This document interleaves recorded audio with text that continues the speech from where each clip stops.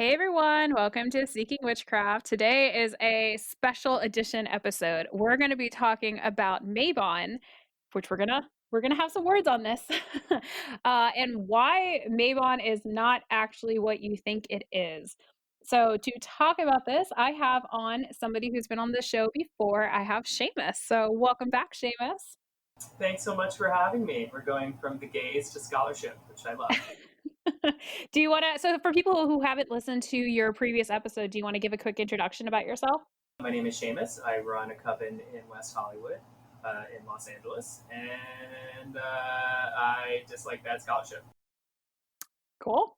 Well, that sounds good to me. So Seamus is ridiculously knowledgeable on this topic. He has a lot of words about this. If you're part of the Witches Seeking Witchcraft Facebook group, this Sabbath has been a hell of a topic of people talking about it on there. And you've probably seen Seamus talking about his opinion on there. Accurate.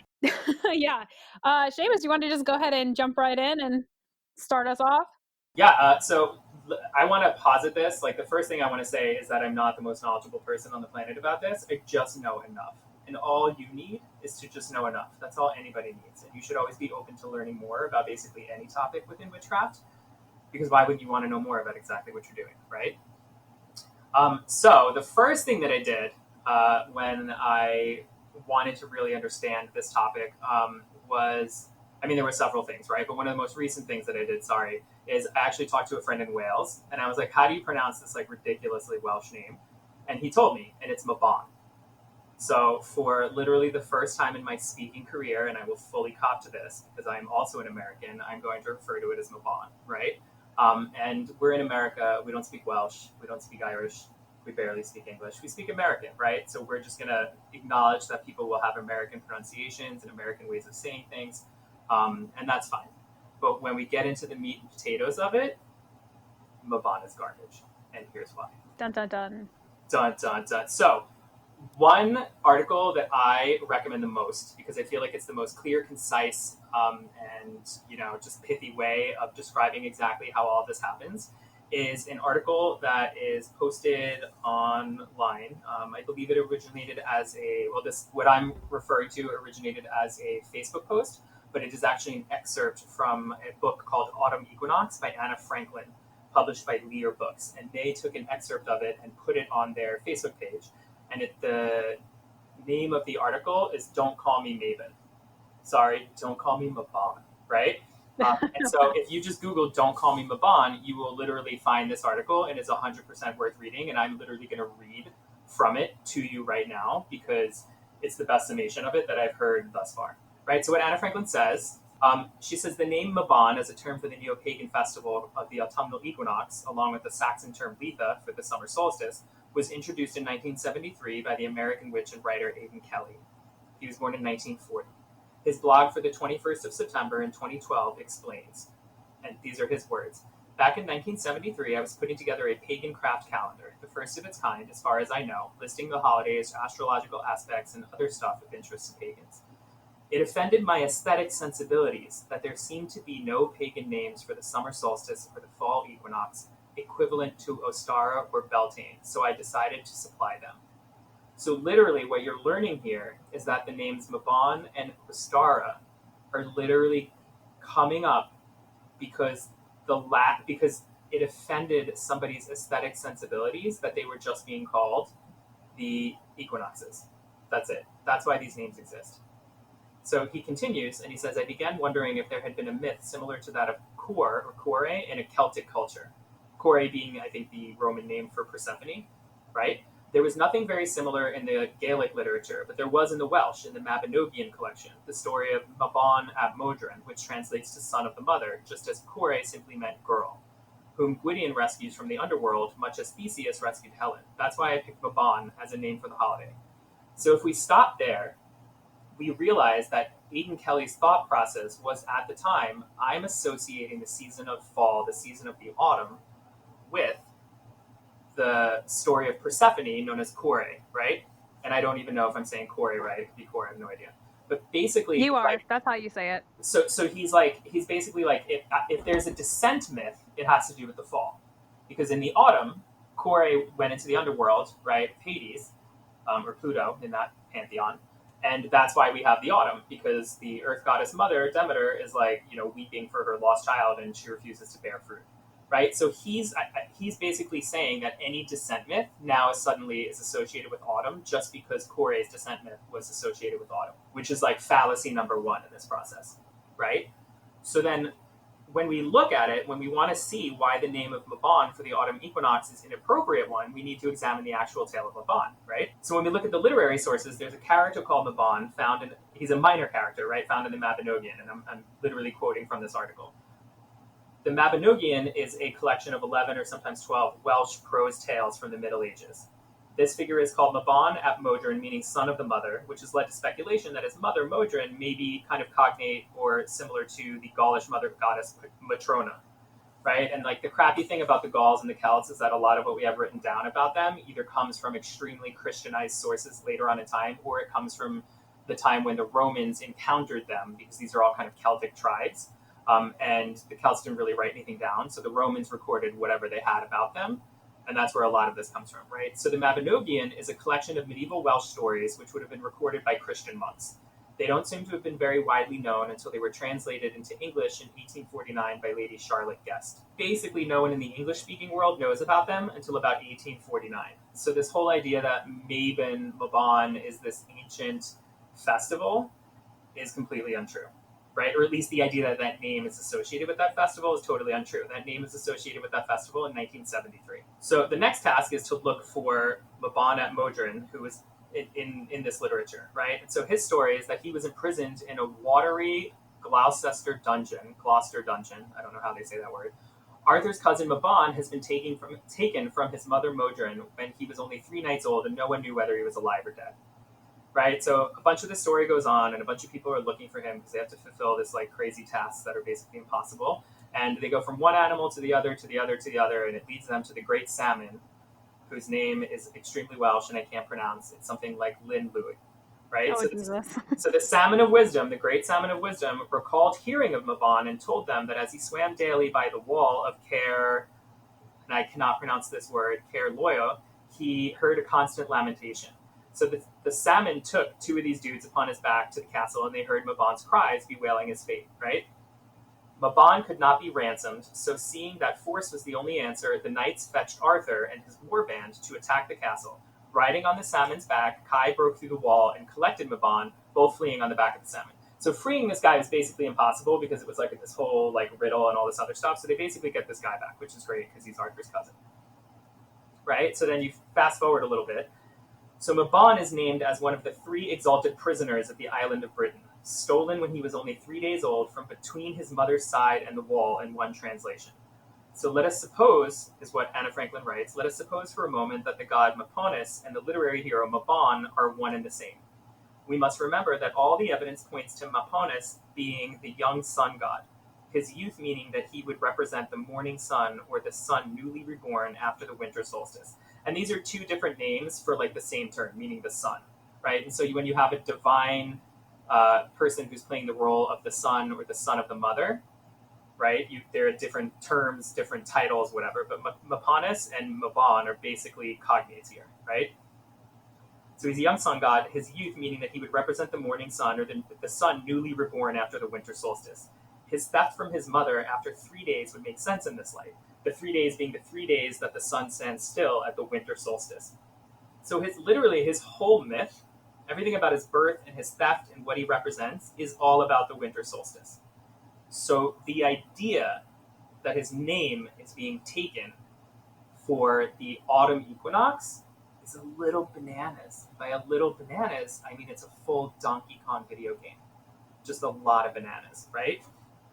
And so it continues, or she goes on to say that the imprisonment of the young god underground equates to the sun in the underworld before he's released to begin his new reign as the sun god. Mabon is said to be imprisoned inside a tower in Gloucester, from which he is freed by these 2 other people in this tale in order to go hunt a third thing that I cannot pronounce, right? Tuath. The missing sun, or the imprisoned sun, is a premise found in the solar myths of many cultures to explain the night of the shorter days of winter, especially those around the 3 days of the winter solstice. Right? Such tales often include themes of captivity or the theft of the sun in other words, the god or object that represents it. And it's rescued by a band of heroes such as Jason and the Argonauts, rescuing the Golden Fleece, which represents the sun, from the dragon, or the Lithuanian sun goddess Sau, who was held in a tower by powerful kings, rescued by the Zodiac using a giant sledgehammer, or the Japanese sun goddess Amaterasu hiding in a cave. Right? So here we have the actual myth. You can literally Google, just go ahead and Google the Mabinogion. It sounds vaguely how, it's spelled vaguely how it sounds. And you can look for Mabon in the Mabinogion, and you can read his tale, and you can come to your own conclusion about whether or not this deity, hero, mythological figure, however you want to classify him, has literally anything to do with the autumn equinox. And the only reason why he was ascribed to the autumn equinox by Aidan Kelly, who is this guy in 1973, is because it offended Aidan Kelly's sensibilities that these equinoxes didn't have their own name. He basically just wanted them to have their own name, right? And so what he did was he was like, well, I want Persephone to be it, but this is a Celtic tradition, or this is an English tradition, or this is a British tradition. So I need a British version of Persephone. And he's like, oh, here's another child who got stolen away from its mother. Let's make that the fall, which is nonsense because you can't just conflate cultures. Yeah, that that doesn't make any sense at all. Especially if you look into what Mabon actually represent, or Mabon, excuse me. That's right, girl. Mabon. It's about like it's a harvest festival. It happens right before Samhain, where the god dies. Right? This has nothing to do with what the original story is about whatsoever. Correct. And Aidan Kelly had such an influence on this that you almost nobody knows that Mabon is actually not the real name of it. And so when I made my episode with Allison about the different Sabbats, including Mabon, whatever you want to call it, even though it's Mabon, even though that's not We're true. American. We're allowed to mispronounce whatever we want. It's fine. Yeah, we were mispronouncing it, but it's fine. You know, I see a lot of people online talking about how, you know, well, oh, Ashley called it Mabon, so like that's what it is. I got a lot of information from Seamus after that episode about why that was not the case, so that's why we're doing this one. But you know, I went back and I listened to that episode to see what I had said, and I put it out there pretty quickly how there was a lot of controversy around this and how really it should be referred to as the autumn equinox. And I said this in that episode, I'm going to restate it now. If you're wondering what the difference is between a solstice and an equinox, an equinox is when the day and the night are the same amount of time. So 12 hours daylight, 12 hours nighttime. And the solstice is the opposite. So the winter solstice, that means that the night is the longest. The summer solstice, that means that the day is the longest. Just quickly putting that out there. So yeah, Mabon is not what people generally think it is, the actual phrase itself. So if you take anything from this episode, I would just please ask you to stop saying Mabon. Please let people know this is not actually the correct phrasing of it. You know, I'm one of those people that I tell people on this podcast all the time, you can do whatever you want, you can practice however you want, but when it comes to Mabon, it's just incorrect. It's just not right. It's not the correct phrasing of it. So Totally. please call it the autumn equinox. Just please call it something else. Let me interject here in favor of personal rights and personal liberties, right? Go for it. I think that anyone who uses the term Mabon for the autumn equinox is displaying ignorance, right? Oof. I was told Oof. something, I saw something online, I heard something somewhere, I believed it whole cloth, and I'm going to repeat it in mixed company. And so what you're doing when you say that word for this holiday is you are letting everyone around you know, anyone who knows, that you don't necessarily, you either don't know what you're talking about, or you think you know what you're talking about, but you don't know enough, or you don't know the full story, right? And that's fine. You can literally be like you can't fault people for not knowing, right? You can't be angry at people for not knowing. What I take issue with is when you explain it to them and you're like, oh, hey girl, heads up. Here's what's up with that. And they're all like, no, fuck you. Can I swear on this? Are we allowed to swear? Absolutely. Okay, good. So when they're like, no, fuck you, it's Mabon, I saw it in a calendar, I saw it in a magazine, I saw it in whatever, you can be like, okay, now that you're doubling down on that ignorance, now everything is fair game, right? So like these people just become an example.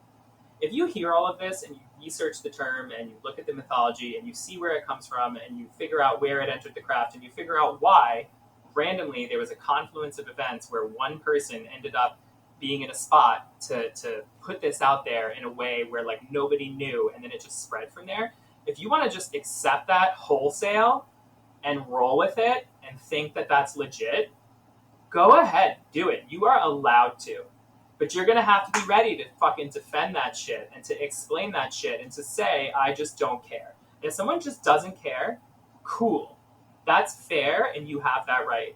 But whenever I hear a lot of people talking about witchcraft and they're saying that they don't care that much, it makes some assumptions, right?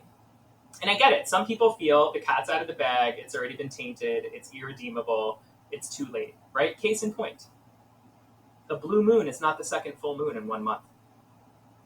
That was an accidental misprint. That was literally like a fib, a falsehood.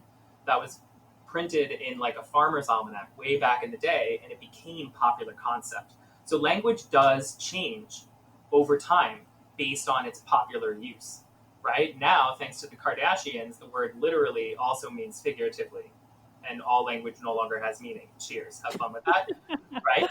So, like, people think that the second full moon in 1 month is a blue moon, when really the blue moon is the third full moon in a quarter that has 4 full moons. But then it's like, who are you going to side with? Which one are you going to choose? Right? Are you going to go with the most original, the oldest? Are you just going to impede progress? Is that progress? This is not progress. This is not progress. Right? And so I feel like if you're going to use the term, you should be educated on it. You should recognize what it is and you should let people know. And then if they already know, if I say, hey, Mabon is not actually the name of that holiday, Mabon's mythology has to do with the winter solstice, and somebody goes, yeah, I know, I've seen it, I've read it, I don't care, I'll be like, peace. But the fact is that the vast majority of people who are using this term have no idea why they're using this term. And that's what's important to put out here.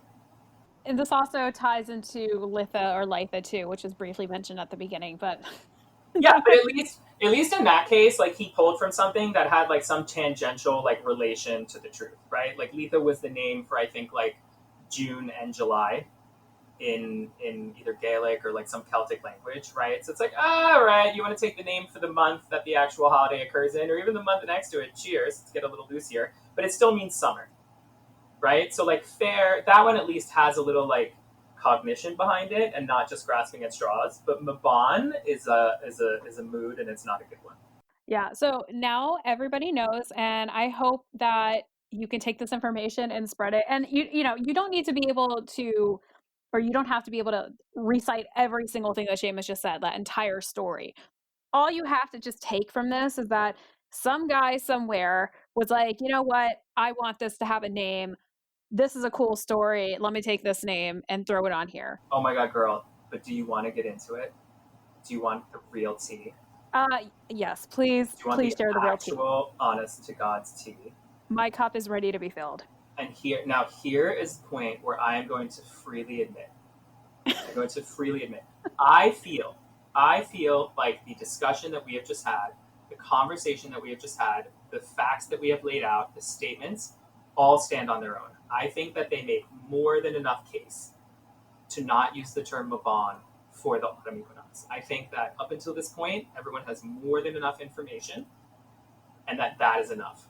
And now we're going to get into a little bit of, I forget exactly what the correct psychological term would be, but displacing of negative emotions, right? And I'm not even going to call this an ad hominem attack because it's all facts, right? It's not an attack on a person, it's an attack on the facts and what somebody actually did. And you have to have the conversation about who the person is that decided to name these holidays, what they did, what their role in the craft was, and the absolute dumpster fire that resulted from it.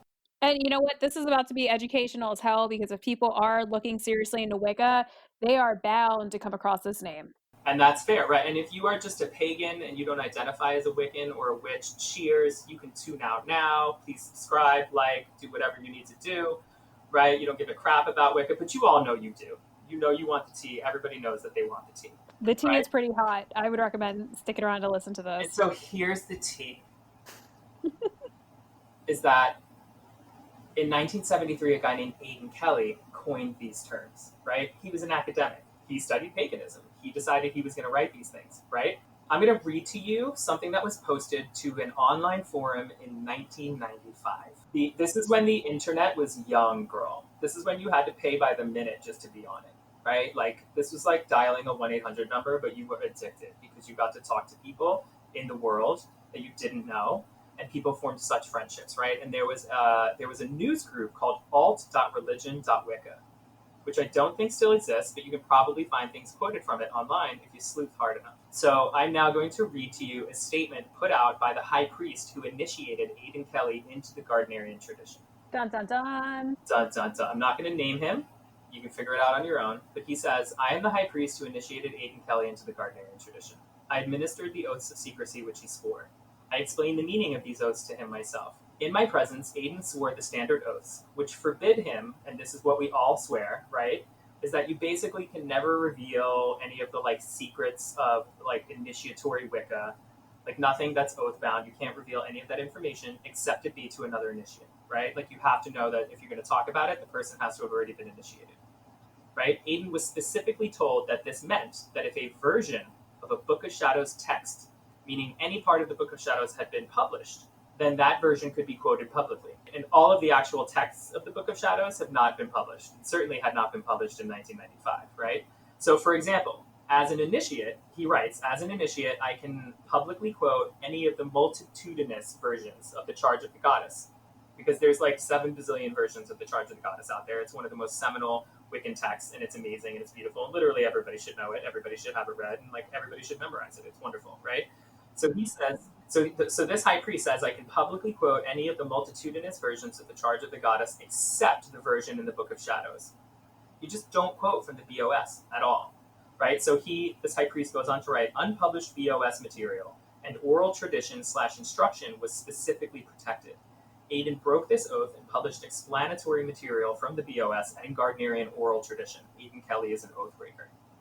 He goes on to say, Aidan also swore in my presence with his full consent an additional oath forbidding him from publishing any Gardnerian material to which he gained access to as a result of becoming an initiate. The specific intent, as we explained, was that we would not forbid him from republishing his dissertation. So this is a guy who was like becoming a PhD, right? He had already published his dissertation, and maybe it had some oath-bound stuff that he found on the internet or he found through people or whatever. Like, that's fair, that's fine. Study as much as you can get. We get it. Right? And that work was done before swearing any oaths. But Aidan broke this oath, and in updating his dissertation, published traditional material that his high priest and others gave him an absolute traditional confidence. So it's like, all right, I already published the Charge of the Goddess as part of my dissertation. That's fine, that's fair. It's in literally every BOS. It's one of the like most well-known pieces. The cat is out of the bag. Like, not even we're going to try to pretend that we know nothing about that. But literally, they gave him additional information because he did the whole seeker thing. He became an initiate. He wanted to be an initiate. He wanted to practice the religion. And they taught him what you're supposed to teach the students, what you're supposed to teach initiates.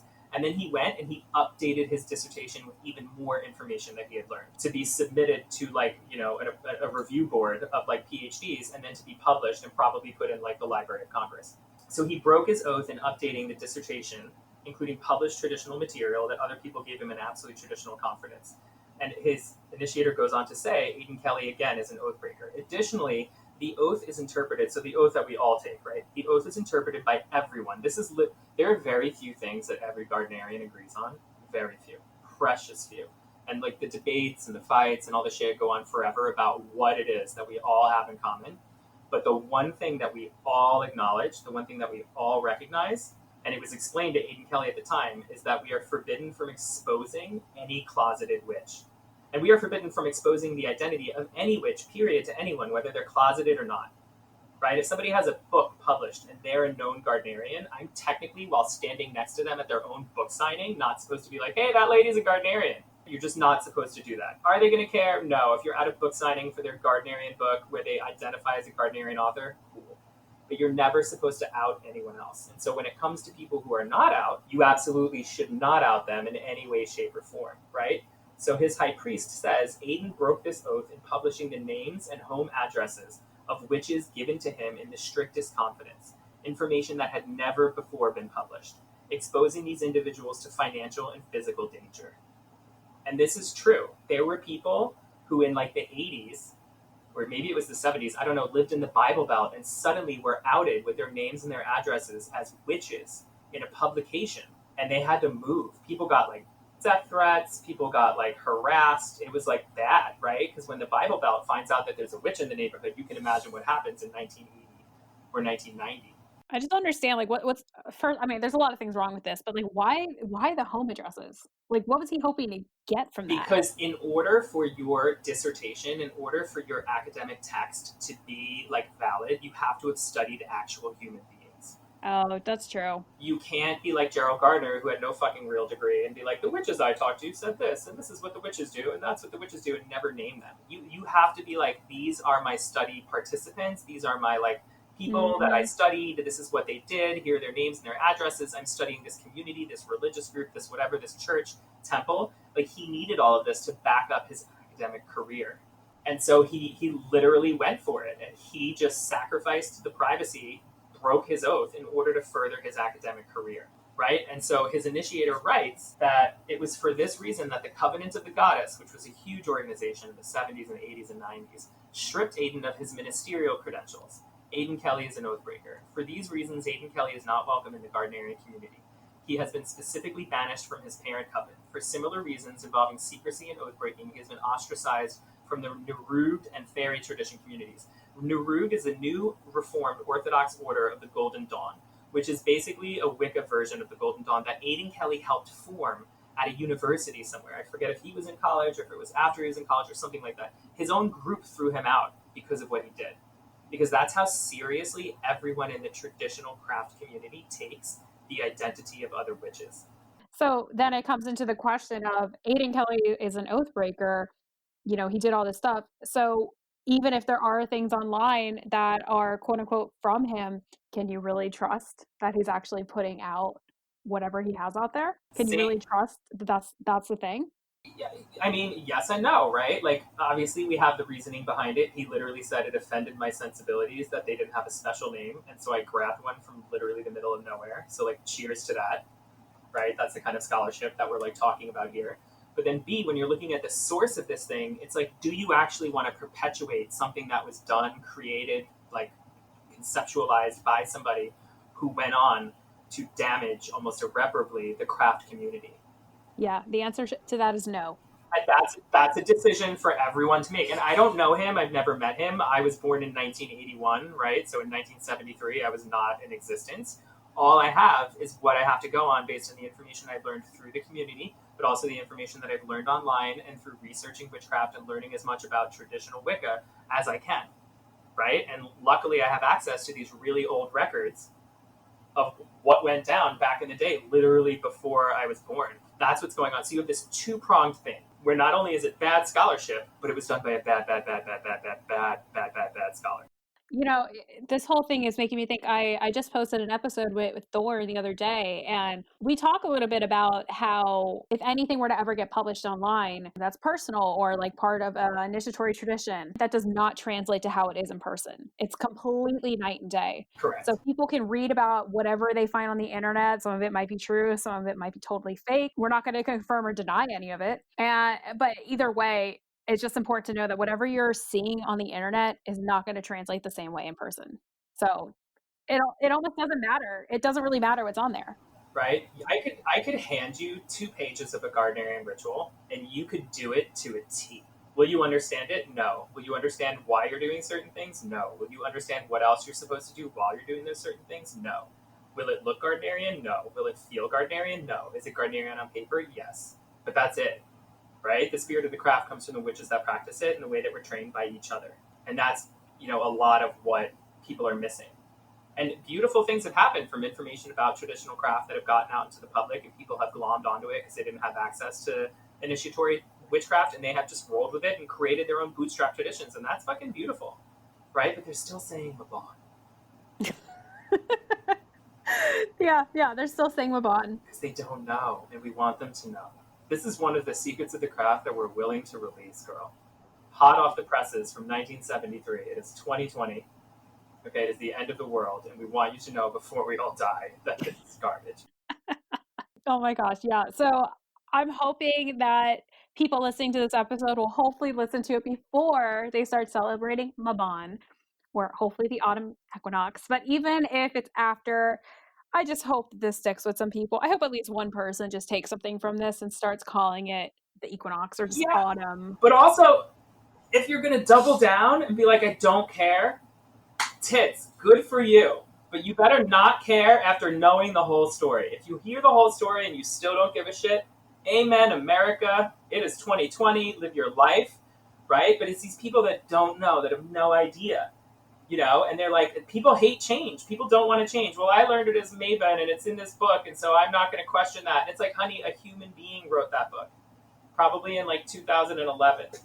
Like, they don't know either, right? This is like one of those things that has been perpetuated for a long time. And if you're going to go with it full well knowing that you're riding dirty with a whole bunch of horse shit, but celebrate that shit. Yeah, I think every single book that I have on witchcraft that was not written by some founder of some tradition or whatever, every single book, all my calendars, my witch's date book, everything says Mabon or Mabon. Nothing says just regular the autumn Yeah, equinox. Not a single thing. it's because he was a prolific writer and he was in Green Egg magazine in like the 70s and he was using this term. And also, people like cool terms for things. They like knowing like the secret name for the equinox or like the additional or the official name for the equinox, which turns out was garbage. You know what you should do is if you ever come across a publication or a book or anything like that that actually calls it autumn equinox and doesn't call it Mabon, pay attention. That person knows what the fuck they're talking about. And this brings up another good point about the craft. Question everything. Everything. Everything, because this phrase has gone on for so long without people even batting an eye to it that it just drives home the point that every single thing that you're doing, question it. It doesn't matter if you are in your mind like the most advanced practitioner that there is or whatever, just question things and it's fine. And also, again, if you want to use Mabon and you're fine with it even after knowing this story, just also be prepared for people like Seamus who will probably come at you in the group and be like, hey, no, that's not the word.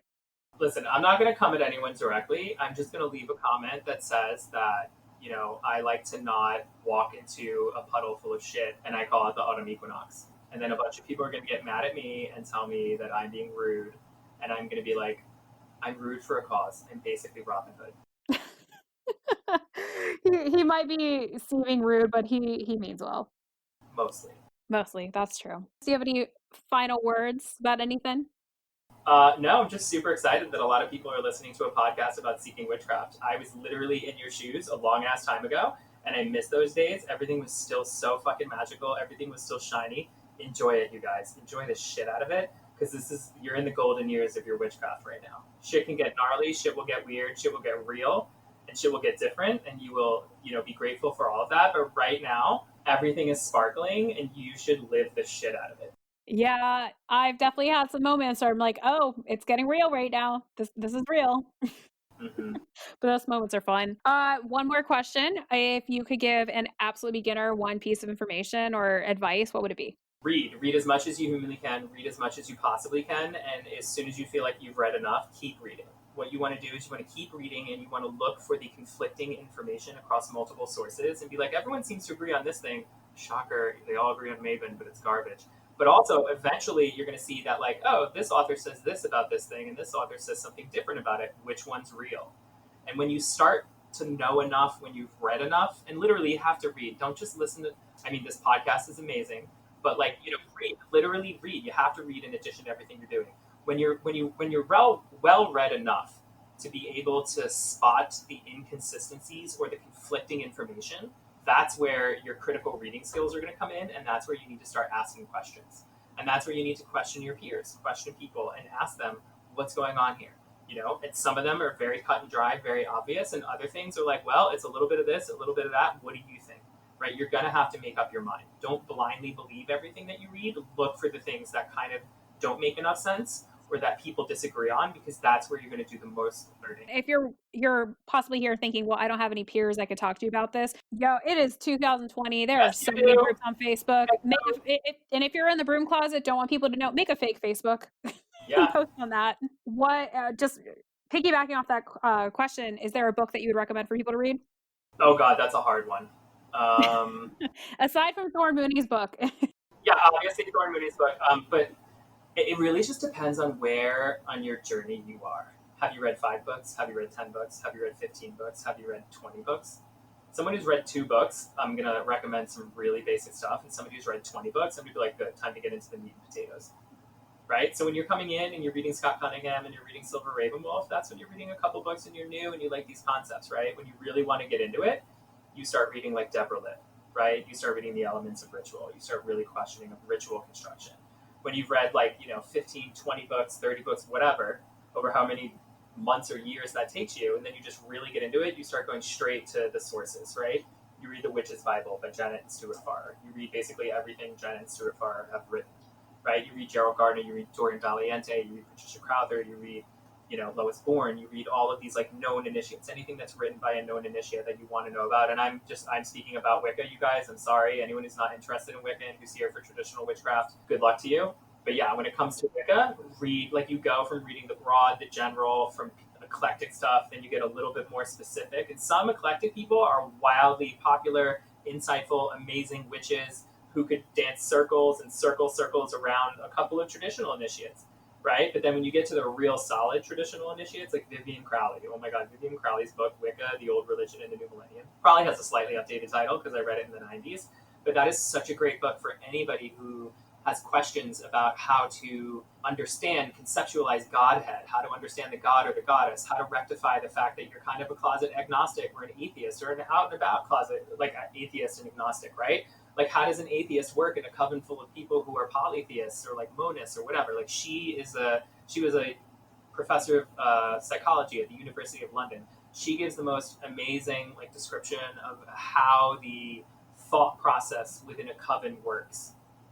You will learn so much by reading books like that. Like, these people are like the real salt of the earth that give you incredible insight.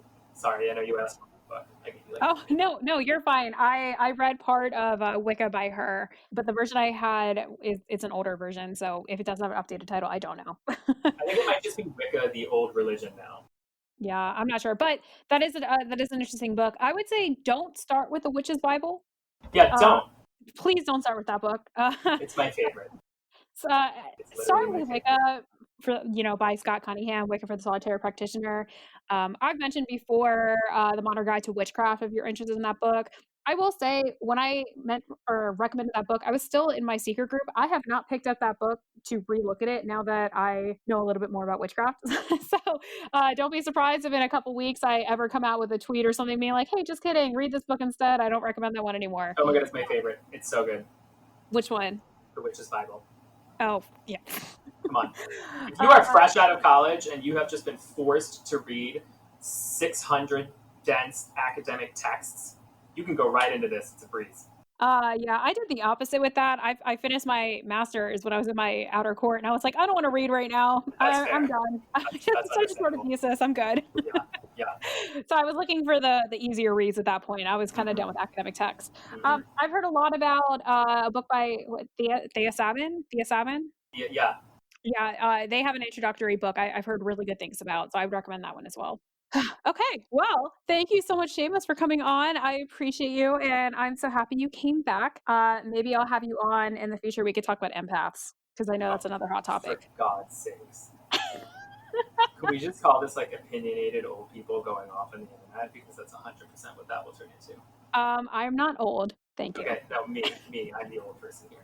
Cheers. Yeah, I'm the millennial here, so that's all you, fam. I'm almost a millennial, but not really. We can party like a millennial. We've done this. Jesus Christ. Don't be telling people our secrets.